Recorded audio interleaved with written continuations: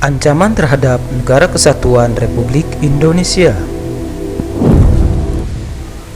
Ancaman adalah setiap upaya dan kegiatan, baik dari dalam negeri maupun luar negeri, yang dinilai mengancam atau membahayakan kedaulatan negara, keutuhan wilayah negara, dan keselamatan segenap bangsa.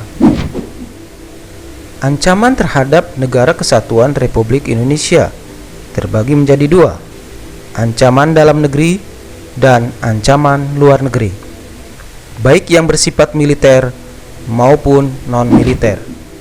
Ancaman dalam negeri. Potensi ancaman yang dihadapi Negara Kesatuan Republik Indonesia dari dalam negeri antara lain sebagai berikut. 1. Disintegrasi bangsa melalui gerakan-gerakan separatis berdasarkan sentimen kesukuan atau pemberontakan akibat ketidakpuasan daerah terhadap kebijakan pemerintah pusat.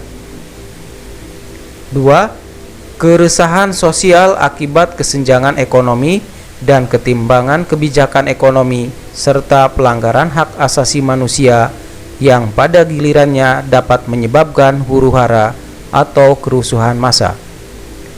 3. Upaya penggantian ideologi Pancasila dengan ideologi lain yang ekstrim atau tidak sesuai dengan jiwa dan semangat perjuangan bangsa Indonesia. 4. Makar atau penggulingan pemerintah yang sah dan konstitusional. 5. Munculnya pemikiran memperluas daerah otonomi khusus tanpa alasan yang jelas, hingga persoalan-persoalan yang muncul di wilayah perbatasan dengan negara lain. 6. Pemaksaan kehendak golongan tertentu yang berusaha memaksakan kepentingannya secara tidak konstitusional, terutama ketika sistem sosial politik tidak berhasil menampung aspirasi yang berkembang dalam masyarakat. 7. Potensi konflik antar kelompok atau golongan, baik perbedaan pendapat dalam masalah politik, konflik akibat pilkada, maupun akibat masalah SARA. 8. Melakukan kolusi, korupsi, dan nepotisme yang sangat merugikan negara dan bangsa karena akan mengancam dan menghambat pembangunan nasional. 9. Kesenjangan ekonomi, pemerataan pendapatan yang tidak adil antar kelompok dan antar daerah. 10. Penyalahgunaan narkoba, pornografi, dan porno aksi, pergaulan bebas, tawuran, dan lain-lain. Ancaman luar negeri. Ada yang berbentuk militer dan non-militer. Militer. Ancaman militer, sengketa batas wilayah negara, baik darat maupun laut dengan negara lainnya. Saat ini ancaman terhadap keutuhan Negara Kesatuan Republik Indonesia maupun kedaulatan negara perlu diwaspadai. Ancaman militer, memanasnya sengketa di Laut Cina Selatan, memiliki potensi terjadinya eskalasi kekuatan militer karena saling klaim batas wilayah teritorial laut.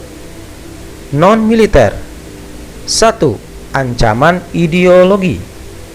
Ancaman terhadap ideologi merupakan ancaman terhadap dasar negara dan ideologi Pancasila. Masuknya ideologi lain seperti liberalisme, komunisme yang bisa mengancam eksistensi ideologi Pancasila. 2. Ancaman terhadap politik.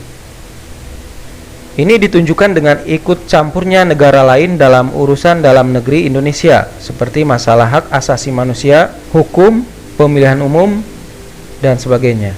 3. Ancaman terhadap ekonomi. Ancaman terhadap ekonomi dalam era perdagangan bebas perlu diperhatikan. Semakin bebasnya berbagai produk luar negeri yang masuk ke Indonesia, menjamurnya restoran, investasi asing, dan perusahaan asing dapat menjadi ancaman ekonomi nasional. 4. Ancaman terhadap sumber daya alam. Potensi ancaman sumber daya alam, penjarahan sumber daya alam melalui eksploitasi sumber daya alam yang tidak terkontrol sehingga merusak lingkungan, seperti illegal logging, illegal fishing, penguasaan wilayah Indonesia, pencurian kekayaan alam, dan penyelundupan barang. 5. Ancaman sosial budaya. Ancaman terhadap sosial budaya dilakukan dengan menghancurkan moral dan budaya bangsa melalui disinformasi, propaganda, peredaran narkoba, film-film porno, atau berbagai kegiatan kebudayaan asing yang dapat mempengaruhi bangsa Indonesia, terutama generasi muda. 6.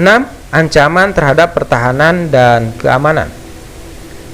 Ancaman terhadap pertahanan dan keamanan antara lain berupa pelanggaran wilayah oleh kapal atau pesawat militer negara lain, peredaran narkoba internasional, kejahatan internasional, kehadiran kelompok asing yang membantu gerakan separatis, dan sebagainya.